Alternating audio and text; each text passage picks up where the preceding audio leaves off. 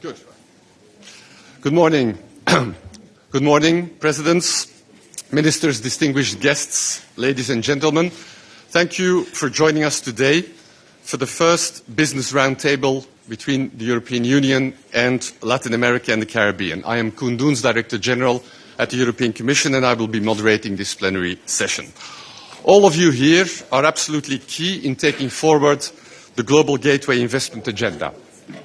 Throughout the day, we will be discussing, we will have ample time to discuss the key strands of the investment agenda and explore opportunities for investment in various sectors. But before we start, just a few practical indications. The opening session, the keynote addresses, and the closing session are open to the press and can be followed online. The 7 roundtables are closed sessions, meaning that only the participants and those in the listening rooms will be able to follow them. These sessions are under Chatham House rules, so no attribution of specific comments can be made. Interpretation for everything is possible and available in English, in French, in Spanish, and in Portuguese. And now I would like to welcome the President of the European Commission, Mrs. Ursula von der Leyen.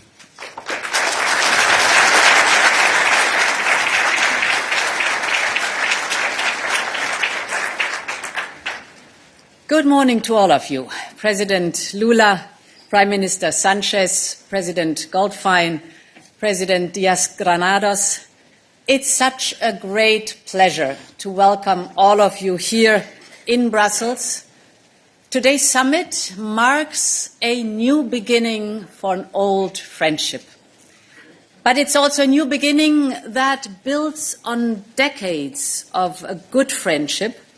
Our two continents are brought together by shared culture, a shared belief in the UN Charter, but also by the vital role that business plays. Think of digital startups from Latin America that are expanding here in Europe in fields spanning from AI to farming. European investments are creating good jobs in Latin America. Latin American companies produce radioisotopes, and they are used for cancer treatments in European hospitals. We have investments of the European Union in Latin America in sectors ranging from finance to automotive, from chemicals to clean energy. Businesses are the lifeblood of our partnership, and they build the bridges that link our two continents. These connections have driven up for years trade and investment flows between our continents, but also technology transfer and technical cooperation and a new people-to-people agenda. But there's so much untapped potential. We can do so much more. And this is why I'm so pleased that the 2 days of our summit begin with this business roundtable.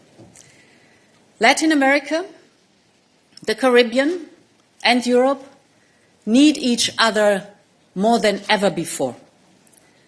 The world we live in is more competitive, more conflictual than ever before, still reeling from the heavy toll of the COVID pandemic. The world is taking a hard impact from the Russian aggression against Ukraine. And this happens against the backdrop of China's growing assertiveness abroad. So what does it mean for our two continents? And especially, what does it mean for our businesses? It means that we need to make our economies more resilient to external shocks, and that we have to fight inequalities and poverty in our societies. It means that we need partners we can trust. We want to engage with investors and trade with countries who share common principles and common values, and who prove reliable in the short term, but also in the long term. Europe aspires to be the partner of choice to Latin America and the Caribbean, just like we choose to be a partner to the region.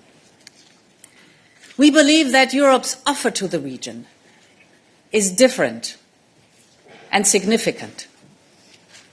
We have the mutual interest in seeing Latin America, the Caribbean, and Europe unleash the full potential. We share the common interest in seeing both our industries grow, local value chains develop, and more people rise into the middle class. We do not just want to trade together, but we want to thrive together. And for all these reasons, we have decided to step up our cooperation.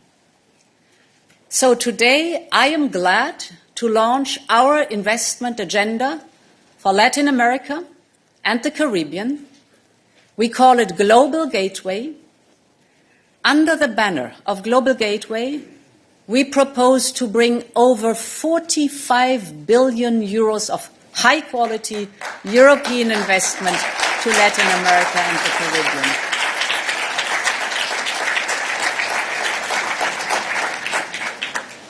Over 135 projects are already in the pipeline, from clean hydrogen to critical raw materials, from expanding the high-performance data cable network to even producing the most advanced mRNA vaccines. But only together can we agree on sectors and value chains to prioritize and how we can best boost these investments with skills, with standards, and with technical support. So let us use this summit to shape the investment agenda and to benefit on both sides of the Atlantic on our continents. Ladies and gentlemen, Global Gateway has not only the size to make a difference, but it lays out a new approach of how we want to invest in big infrastructure projects. European investments will come with a strong focus on creating local value chains. We think it's so important that the added value stays locally. So together, we can build supply chains that are resilient. And important is that this added value stays in Latin America and the Caribbean. This is also in our interest. And let me give you two examples that show why we have a common interest and shared ideas. The first example is clean hydrogen. Latin America and the Caribbean have a potential to become a global powerhouse for renewable energy. You have all the resources in abundance. Your wind and solar sectors are growing exponentially, also thanks to European investment. The natural next step now is to turn clean energy into clean hydrogen. On the one hand, clean hydrogen can easily be exported to other continents.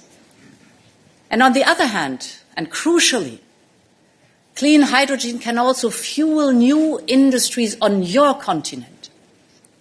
Just imagine clean steel and concrete, clean fertilizer, clean trains and buses, all of them made in Latin America and the Caribbean. So your continent has the potential to be a global leader in the clean industry of tomorrow.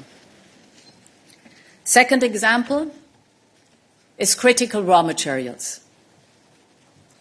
If we want to be successful in the green and the digital technologies, our industries need access to critical raw materials.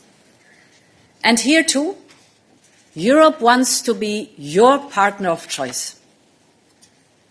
Unlike other foreign investors, we are not only interested in investing in the pure extraction of the raw materials. We want to partner with you to build local capacity for processing, for making batteries, and for the final products like electric vehicles. And besides investment, we can contribute world-class technology and high-quality training for local workers. And this is precisely the kind of investment for which we created Global Gateway. Ladies and gentlemen, Europe wants to launch a new partnership with the region. And this is why today's summit is so important. For the first time in 8 years, the leaders of our two continents are coming together. We're coming together to discuss, among other things, a shared investment agenda for Latin America and the Caribbean.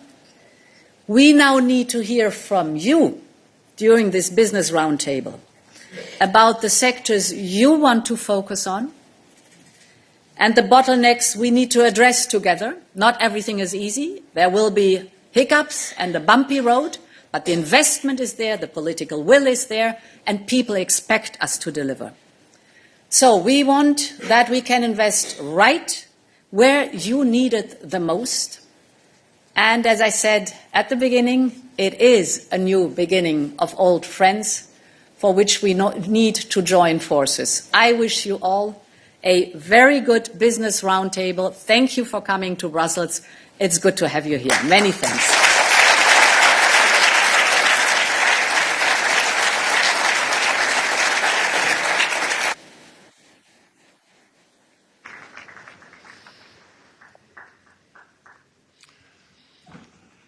Thank you, President, for your welcoming address. And now I have the great honor to welcome the President of the Federative Republic of Brazil, His Excellency Luiz Inácio Lula da Silva, and invite him for his welcoming remarks to the Business Roundtable.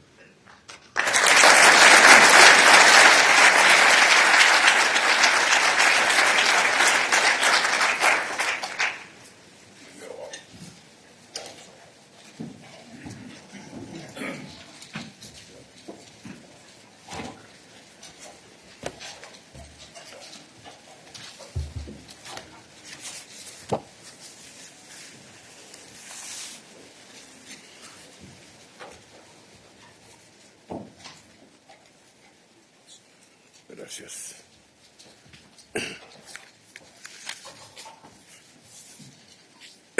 Bem, é uma alegria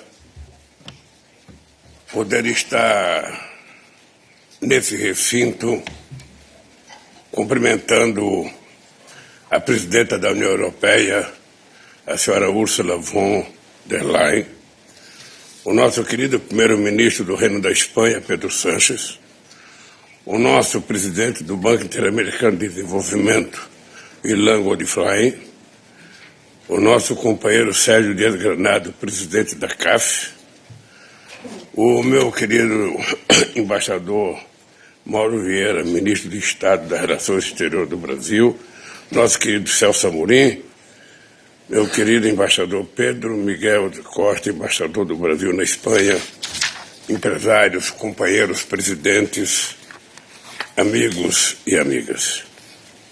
Tenho enorme satisfação em participar da abertura deste encontro empresarial ao lado do presidente da presidente da Comissão Europeia, do primeiro-ministro da Espanha e dos presidentes do BID e da CAF. Eu acredito que são as empresas, as universidades e a sociedade civil que dão vida e continuidade às relações entre os países. Este encontro confirma que nossos empreendedores estão plenamente engajados no relançamento dessa histórica aliança, baseada na certeza de que o sucesso do outro é fundamental para o nosso êxito comum. A pandemia da Covid-19, além de ceifar milhões de vidas, desorganizou o sistema produtivo nos 4 cantos do planeta. A mudança do clima evidencia a urgência em preservar a biodiversidade e os ecossistemas. A crise da democracia semeia a discórdia, a violência e a intolerância, solapando as condições da vida em sociedade e o planejamento da atividade econômica. A guerra no coração da Europa lança sobre o mundo o manto da incerteza e canaliza para fins bélicos recursos até então essenciais para a economia e programas sociais. A corrida armamentista dificulta ainda mais o enfrentamento da mudança do clima. Frente a todos esses desafios, cabe aos governantes, empresários e trabalhadores reconstituir o caminho da prosperidade, da retomada da produção, dos investimentos e dos empregos. Os países da América Latina e do Caribe continuarão a desempenhar um papel estratégico para a Europa e para o mundo, porque somos uma região com enormes oportunidades de investimento e de ampliação de consumo. Somos países que demandam investimentos em infraestrutura logística diversificada, infraestrutura social e urbana. Somos sociedades em processo de forte mobilidade social, nas quais se constituem novos e dinâmicos mercados internos integrados por centenas de milhões de consumidores. A União Europeia é o segundo maior parceiro comercial do Brasil. Nossa corrente de comércio poderá ultrapassar este ano a marca dos 100 bilhões de dólares. Um acordo entre Mercosul e a União Europeia equilibrado, que pretendemos concluir ainda este ano, abrirá novos horizontes. Queremos um acordo que preserve a capacidade das partes de responder aos desafios presentes e futuros. As compras governamentais são um instrumento vital para articular investimentos em infraestrutura e sustentar nossa política industrial.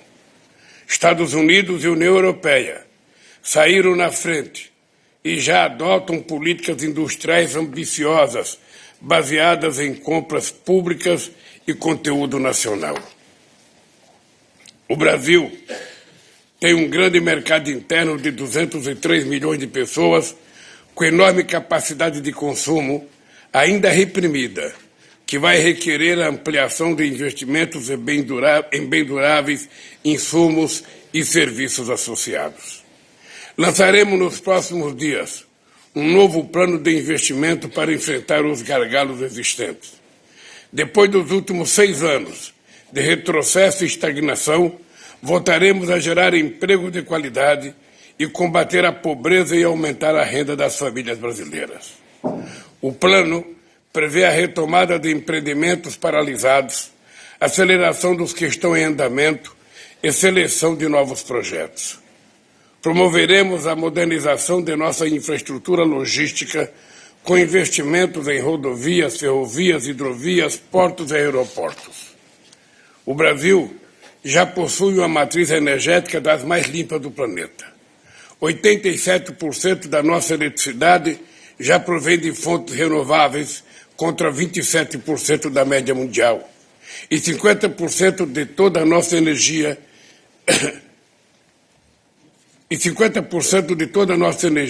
é limpa, enquanto no mundo a média é apenas 15%.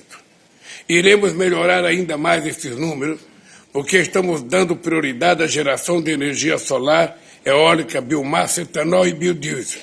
Também é enorme o nosso potencial de produção de hidrogênio verde.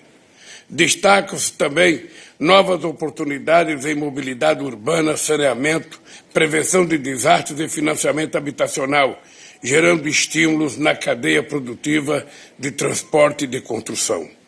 A extensão para todo o território nacional de uma rede de banda larga de alta capacidade servirá de alicerce para a política educacional que estamos desenvolvendo e que prioriza a inclusão e a qualidade.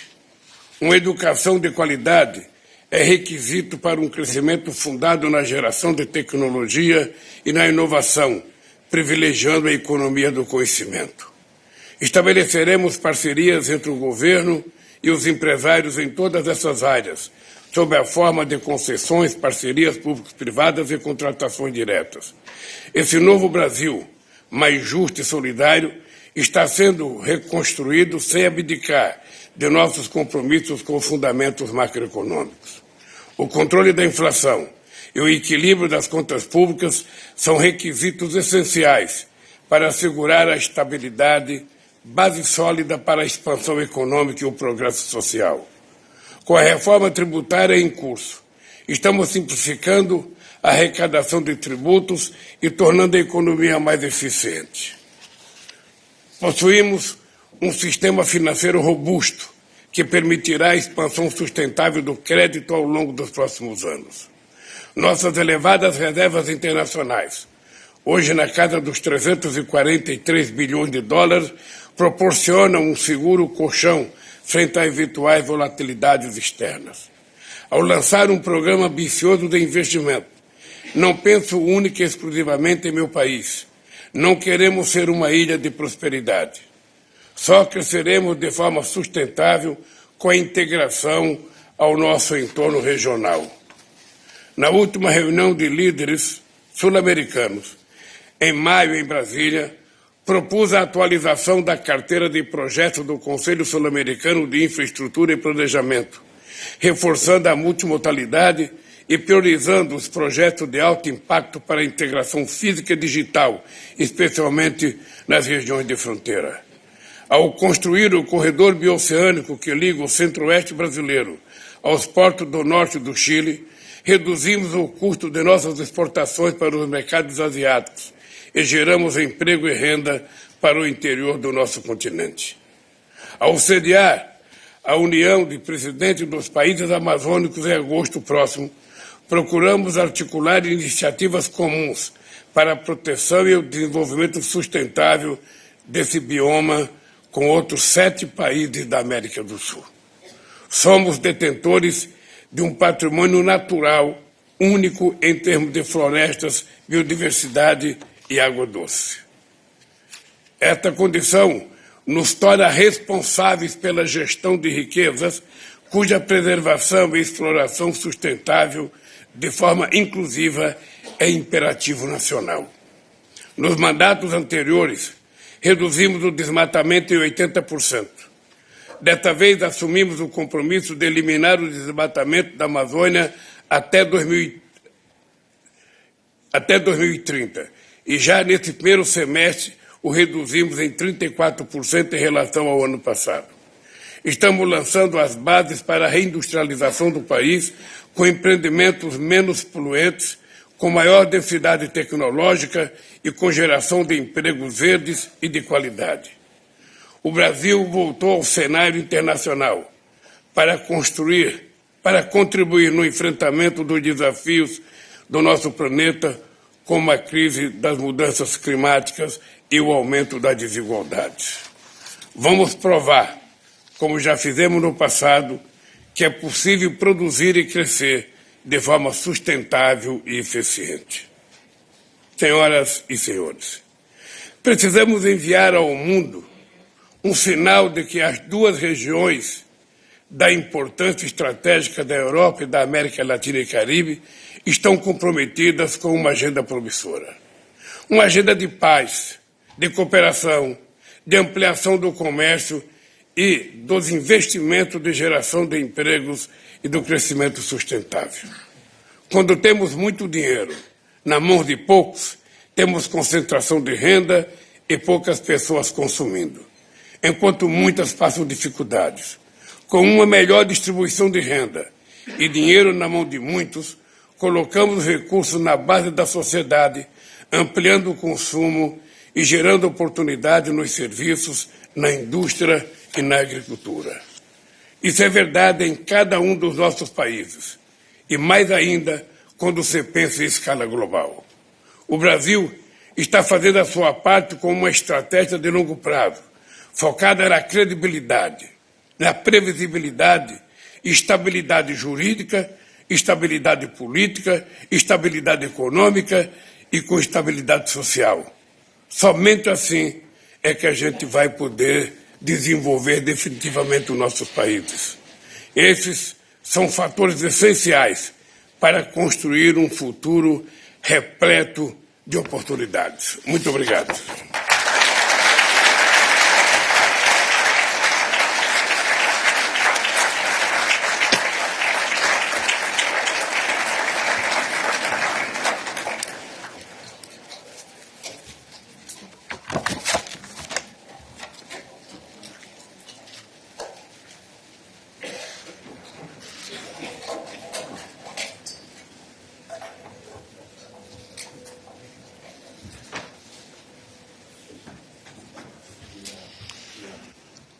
Thank you.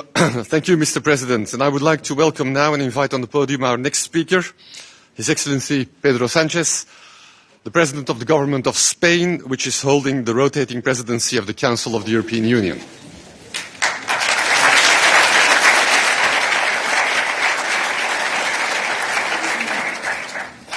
En primer lugar, querida Úrsula, quiero darte las gracias por organizar este foro empresarial que estamos celebrando hoy en la capital de Europa, en Bruselas, y darte también las gracias por ese compromiso que has manifestado tan rotundo para el éxito de esta cumbre Unión Europea-CELAC con esos más de 40.000 millones de euros. Gracias, querida Úrsula, por tu liderazgo siempre y por tu empatía con todo aquello que tiene que ver con unas relaciones exteriores fundamentadas en eso, en el desarrollo sostenible y en el entendimiento entre los pueblos. Y querido presidente, querido Lula, querido amigo, gracias por tu presencia en esta inauguración.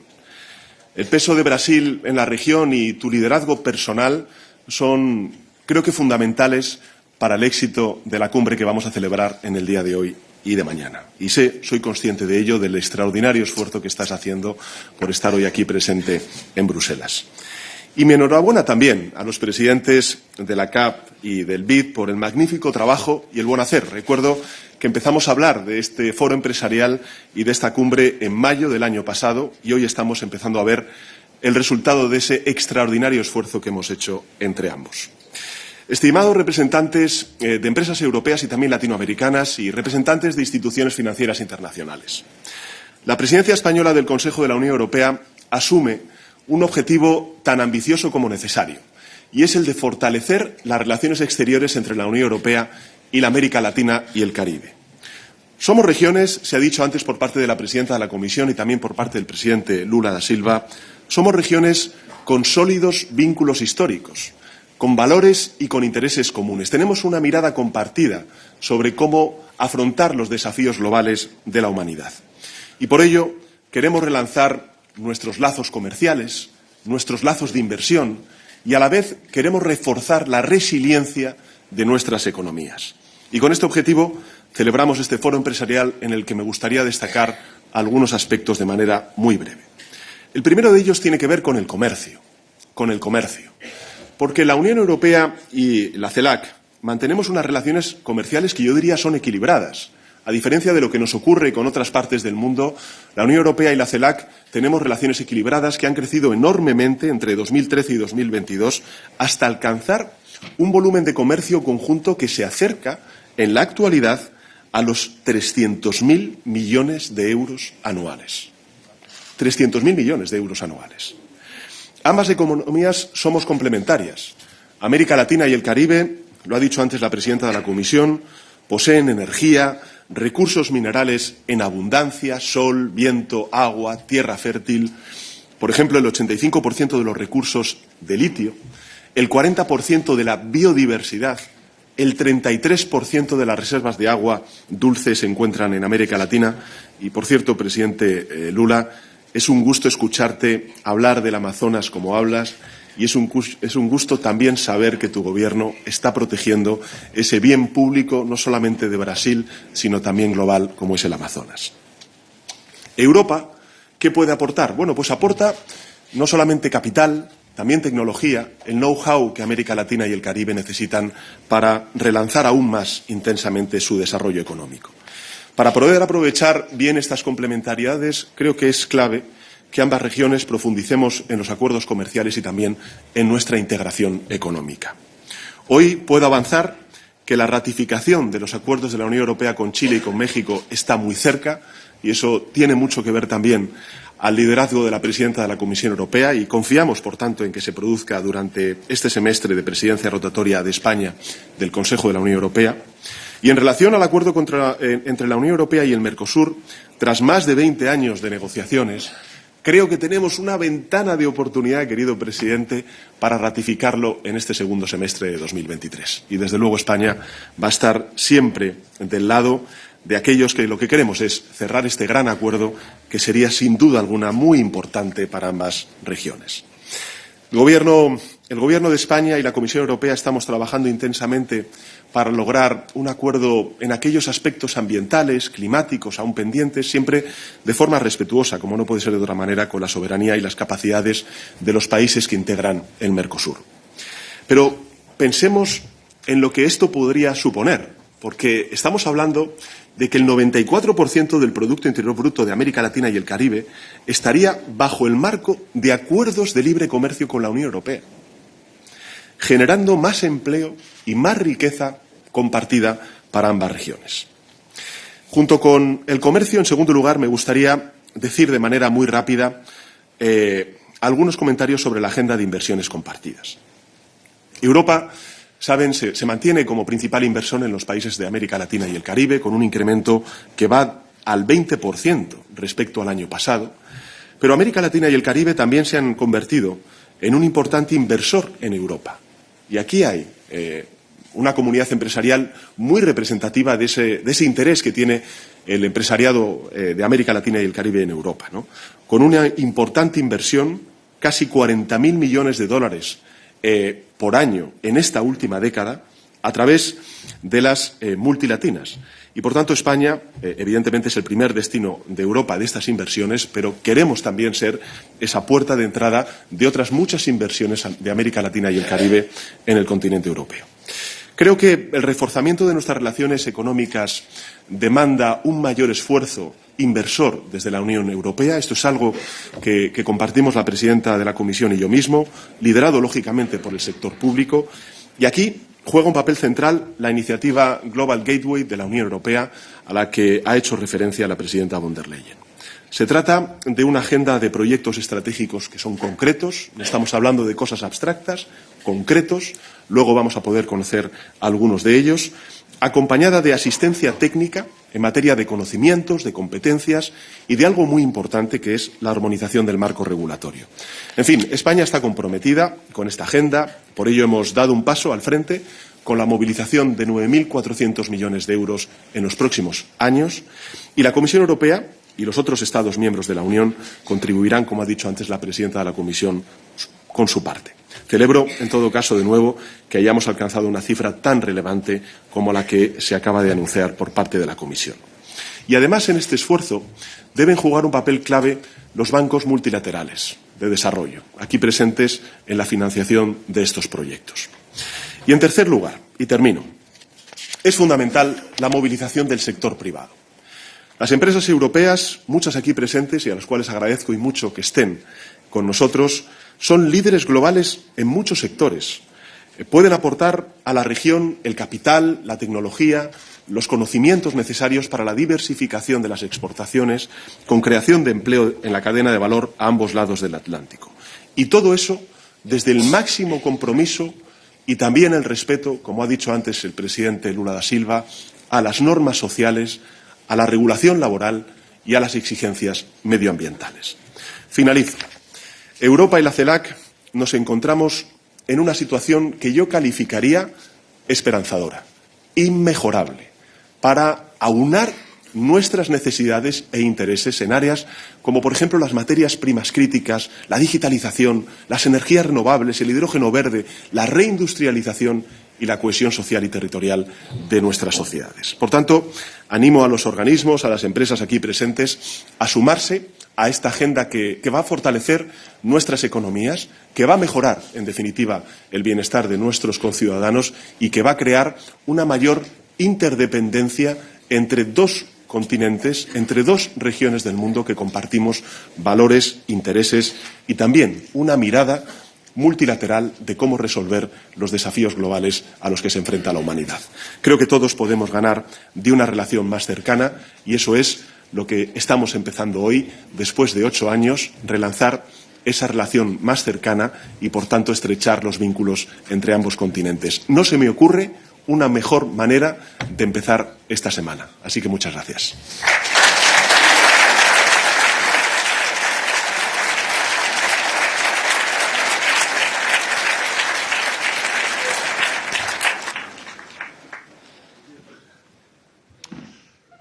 Thank you, Excellency. And our next speaker is Mr. Goldfein. He is the president of the Inter-American Development Bank and co-host of today's Business Roundtable. Thank you.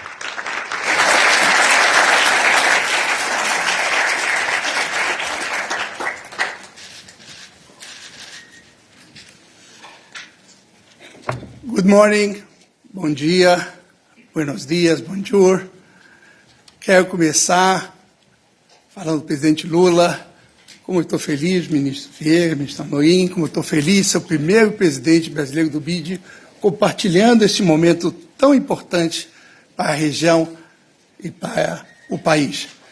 Presidente Sánchez, España ha sido un socio firme, constante de América Latina y el Caribe, y estoy seguro que su presidencia en el Consejo Europeo llevará las relaciones de la Unión Europea y la región a un nuevo nivel. Presidente de la CAF, Sergio Díaz Granado, un gusto.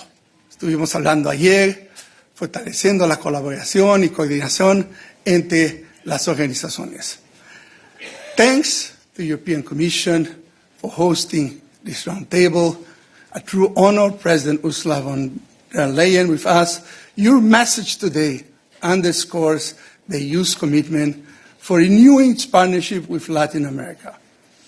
I will divide my remarks into 3 parts. First, some context. EU-LAC relations have not started today with Europe and with the IDB. I'll then discuss our shared priorities. Finally, I'll review some big opportunities for Europe and Latin America and how the IDB can help seize these opportunities. The Europe and Latin America Caribbean have a strong trade and economic relation. Let me tell you why. Last year, EU and Latin America trade totaled 369 billion euros. Trade is well above pre-pandemic levels. The UN just announced that foreign direct investment in Latin America surged to a record $225 billion last year. And from that, European foreign investment in Latin America is bigger than India, China, and Japan combined. And nowhere has European support for Latin American development been clearer than, I'm glad to say, through the IDB. We have 22 non-regional member countries, 16 from Europe, 13 from the EU. European countries have shaped our strategy at the AIB, have donated funds, have co-financed projects, mobilized resources, and much more. Let me give you some examples. With the French Development Agency, we jointly financed 6.3 billion in social, climate, infrastructure, digitalization projects. Spain, Cooperation Fund for Water and Sanitation, has directly benefited 3 million people in Latin America and the Caribbean. The EU financed with us the Central American Digital Trade Platform, which reduces trades and promotes integration. In Peru, we have now, was just announced, the largest wind power plant, thanks to a collaboration between the private sector arm, the IDB Invest, and France Engie and European banks, private sector. In the past year alone, the European Commission allocated 35.5 million in grants to projects from health to trade. There are many other examples. But it's time to be more ambitious. Today we heard the new agenda to strengthen EU-LAC ties from President von der Leyen. You have said before that the strategic partnership is more important than ever. We cannot agree more.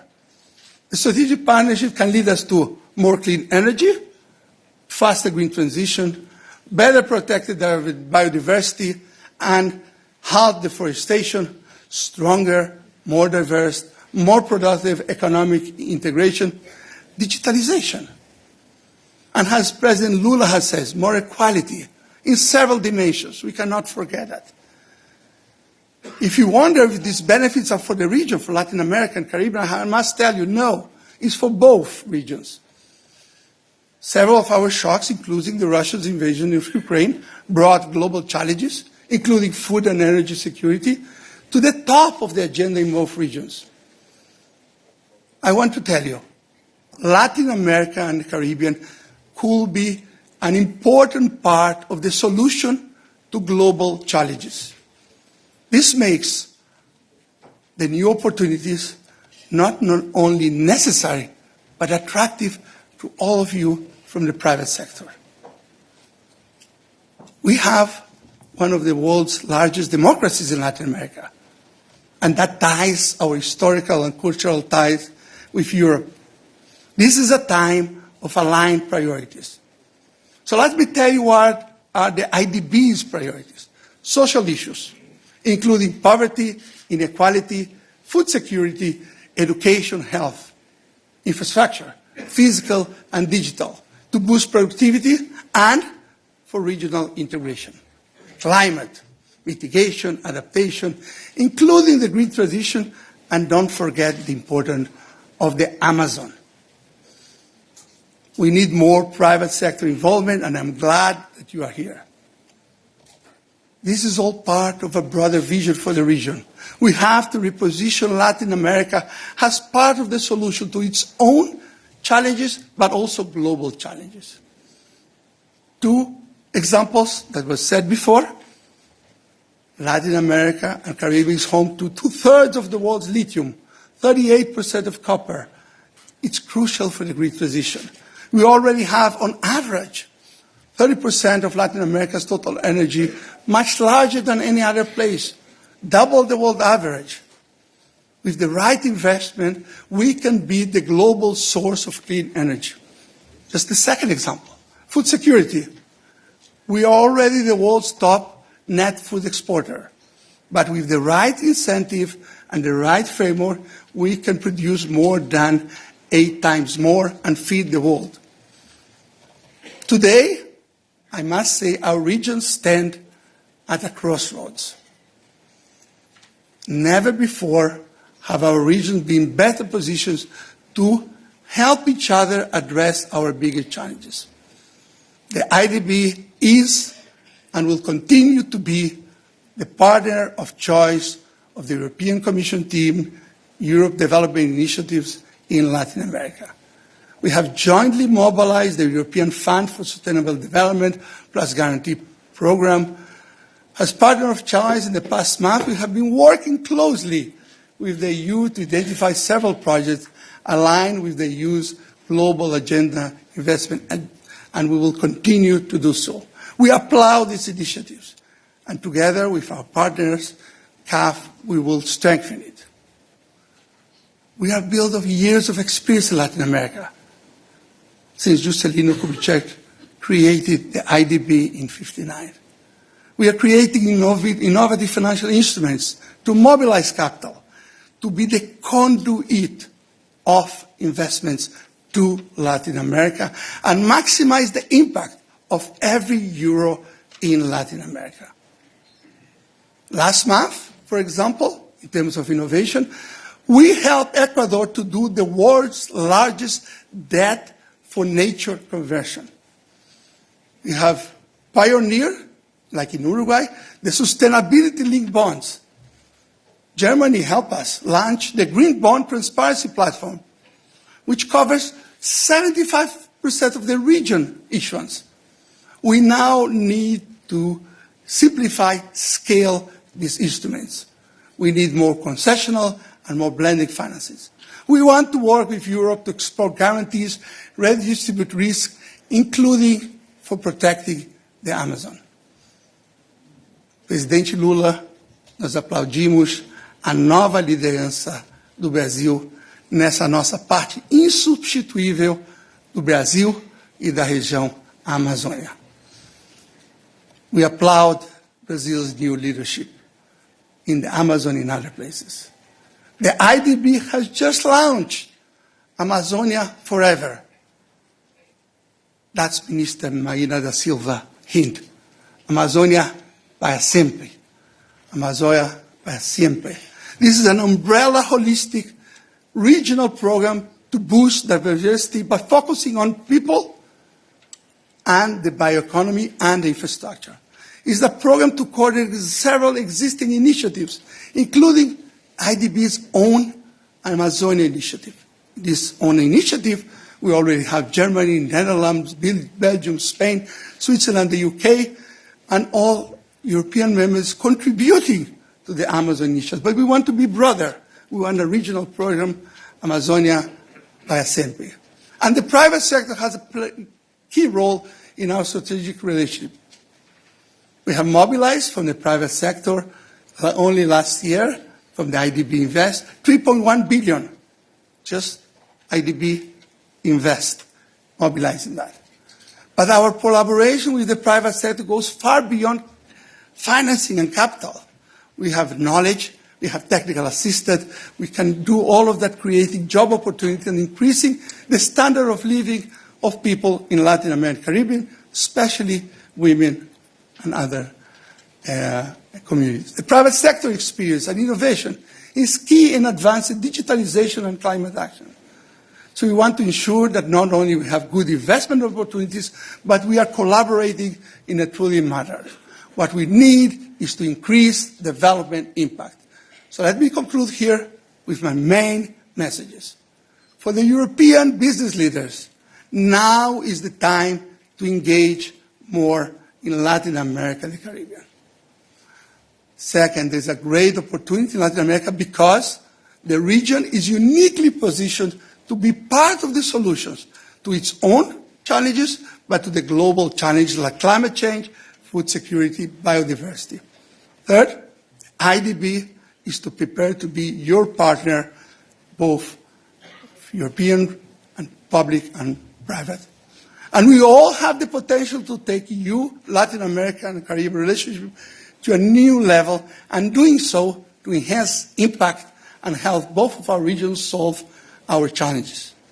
I want to thank the host, the co-host, again, and everyone in attendance. I wish all of you productive discussions today and at the summit.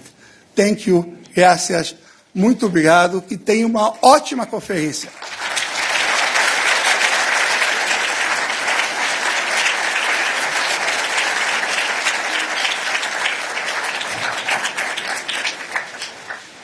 Thank you. Thank you very much. And last but not least, I would like to invite to the podium Mr. Diaz Granados, the Executive President of the Development Bank of Latin America and also co-host of the Business Roundtable.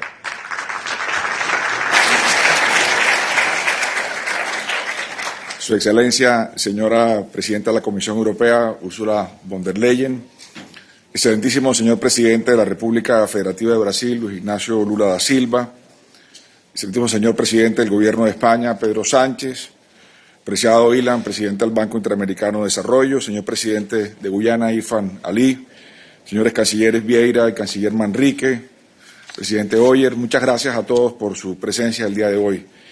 Quisiera comenzar agradeciendo a la Presidenta von der Leyen, al Presidente Sánchez, al Presidente Lula, su amable introducción. Es un gran honor para mí estar hoy aquí.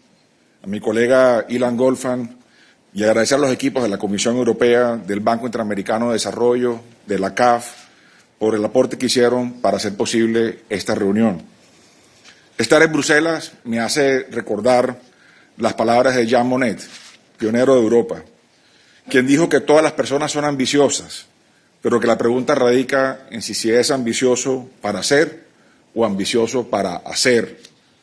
Tras 8 años de ausencia de un diálogo birregional al más alto nivel político, América Latina y el Caribe y Europa tienen que ser más ambiciosos para hacer nuestra parte en este camino por el desarrollo y la sostenibilidad.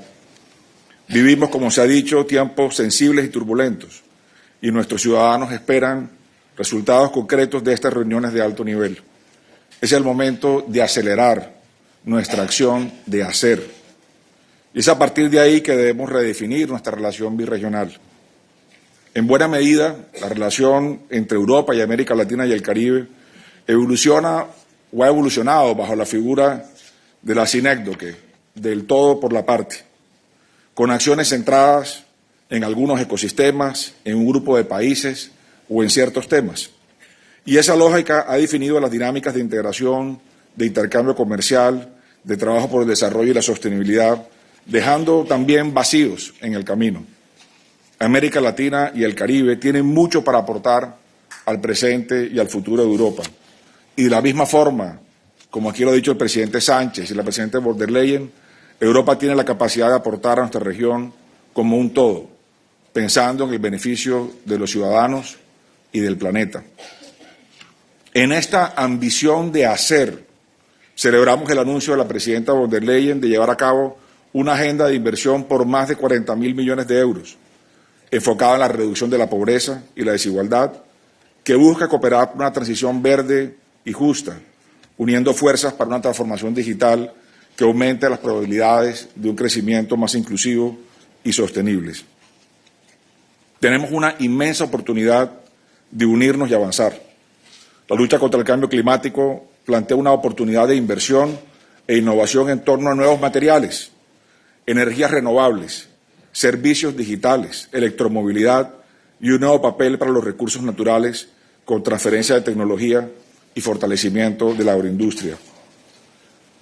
Y las palabras de la presidenta von der Leyen llegan muy bien y a tiempo para América Latina y el Caribe. No queremos que América Latina y el Caribe sea vista como una región de extracción de materias primas, sino como un socio en la solución de los desafíos, socios y no simplemente proveedores. Y lo mismo ocurre en materia de transformación digital. Debemos aspirar a ir más allá de la conectividad. Tenemos que avanzar en ciberseguridad y fomentar el uso de las herramientas de información, de inteligencia artificial, para proteger sobre todo los sistemas democráticos. Y, por supuesto, el uso de las tecnologías en educación, en salud y en el tejido empresarial. Una demostración de hacer, de esa ambición de hacer que señalaba Jean Monnet, es justamente la agenda de inversiones del Global Gateway, que hoy, junto a los demás actores de la banca de desarrollo y nuestros socios europeos, estamos presentando. 112 iniciativas nacionales y regionales, desde un proyecto que permitiría llevar conectividad al 85% de los colombianos en el mundo rural en el 2026, hasta la producción de hidrógeno en Chile y Uruguay, de la movilidad sostenible en San José, en Quito, en Bogotá, en Montevideo y en Sao Paulo, a la masificación de la energía renovable en Jamaica, que conversábamos esta mañana con el ministro de Economía de Jamaica, a proyectos de agua y de saneamiento para combatir la malnutrición infantil crónica en todo Ecuador. En el Banco de Desarrollo de América Latina y el Caribe estamos pensando en instrumentos y usando instrumentos financieros innovadores como garantías, seguros, coberturas financieras, swaps de deuda por conservación de naturaleza y sobre todo el manejo de activos. Para ello es imperativo poder contar con socios como el Banco Central Europeo y los directores europeos en el Fondo Monetario Internacional. Tenemos el conocimiento institucional y la capacidad para ser más audaces en la creación de instrumentos financieros que acompañen a los países en este camino. Atendiendo el llamado de la Cumbre para un nuevo Pacto Financiero Mundial, realizada el pasado mes de junio, con la presencia del presidente Lula, del presidente Macron, de la primera ministra de Barbados, ese diálogo continuará en Cartagena durante el Financing Common, justamente para acelerar la preparación y la puesta en marcha de más instrumentos financieros. América Latina y el Caribe tienen una capacidad demostrada para proponer ideas y soluciones. Este banco, por ejemplo, nació en 1968 como una aspiración subregional andina y hoy es el Banco de Desarrollo de América Latina y el Caribe, con más de 20 países presentes, haciendo realidad un banco totalmente de la región en conexión con sus principales socios. Y muchos alegan que España y Portugal estén presentes en él desde hace 20 años para garantizar que esta apuesta de los latinoamericanos y los caribeños llegue más lejos para el buen futuro de la relación de América Latina-Europa. Los Objetivos de Desarrollo Sostenible nacieron en América Latina y el Caribe, nacieron en la cumbre de Río +20 y justamente para poder crear esa brújula del desarrollo al 2030. Vemos en el Global Gateway una herramienta para poder llegar de verdad a cumplir las metas de los Objetivos de Desarrollo Sostenible de 2030. La presidencia española del Consejo de la Unión Europea permitirá impulsar esta visión de estrechar lazos, pasando de la relación de algunos países a una de todos con todos, que cubra el 100% de América Latina y el Caribe y el 100% de la Unión Europea. Ese debe ser el nivel de ambición. Quiero agradecerle al presidente Sánchez nuevamente por la oportunidad de convocar una reunión inédita en esta relación, la de todos los ministros de Economía y Finanzas, que tendrá lugar en septiembre próximo en Santiago de Compostela. Quiero agradecerle al presidente Sánchez, a la vicepresidenta Calviño, por promover junto a CAF este encuentro en el que estaremos, por supuesto, también con el BID y otros bancos de la región haciendo esta conversación. Eso es 1/3 del Fondo Monetario, 1/3 del Banco Mundial, para sentarnos a hacer, en la ambición de hacer. Gracias también al presidente Alberto Fernández de Argentina, como al primer ministro González de San Vicente y las Granadinas, por su liderazgo de la presidencia de CELAC para acompañar esta agenda. Presidenta von der Leyen, la última vez que estuve en este edificio fue hace 11 años, como ministro de Comercio de Colombia. Aquí vine a firmar junto con mi colega de Perú el Tratado de Libre Comercio de Colombia y Perú. 11 años después, ese acuerdo ha creado un marco de reglas previsibles para los dos bloques. Europa también acogió posteriormente a Ecuador en ese acuerdo. Escuchar hoy al presidente Lula su mensaje por tener el acuerdo de Unión Europea con Mercosur nos llena de esperanza, nos llena de optimismo. Porque como lo dijo justamente el presidente Sánchez, si lo hicieran, estaríamos cubriendo la Unión Europea y América Latina y el Caribe un 94% del PIB de América Latina, comparado con un 44% de Estados Unidos y un 14% de China. El acuerdo sería la puerta para una integración birregional más ambiciosa y profunda y un vehículo para promocionar la integración intrarregional también en América Latina, como lo señaló el presidente Lula.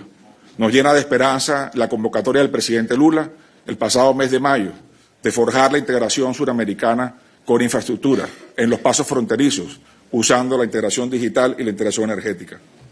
Son los datos de la Fundación Elcano, presidente Sánchez, de por qué importa América Latina.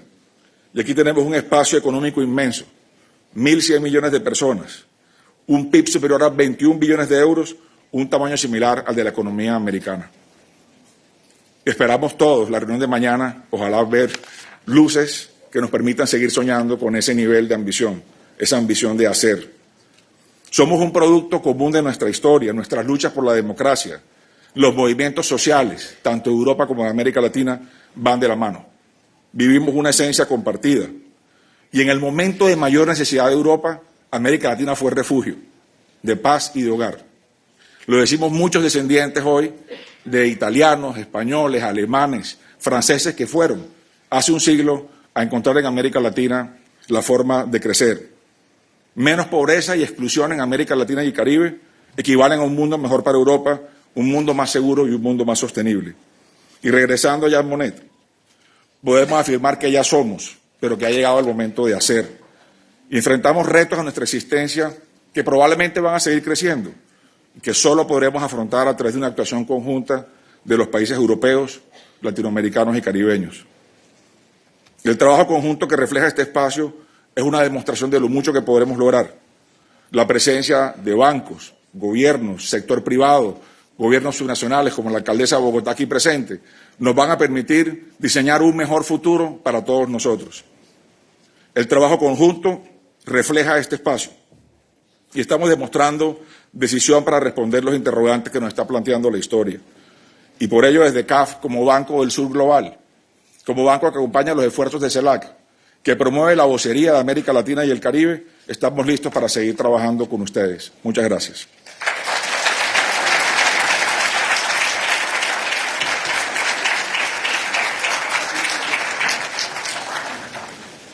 So with this, we've come to the end, but I would like to ask the presidents indeed to go on stage.